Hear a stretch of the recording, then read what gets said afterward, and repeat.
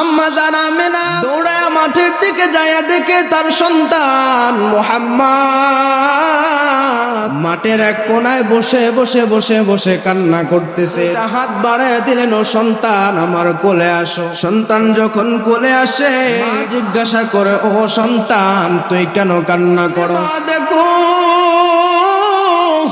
ওই যে মাঠে কত সন্তান, আমার সমবয়সী সন্তান মাঠে খেলাধুলা করে, তাদের বাবারা আসিয়া তাদেরকে কি সুন্দর করে আদর করে। হাতটা বাড়ায় দেয়, সন্তান আমার কোলে আয়। কারো বাবা আবার সন্তানের জন্য খেলনা নিয়ে আসে। বাবার কি আদর আমি কখনো দেখি না।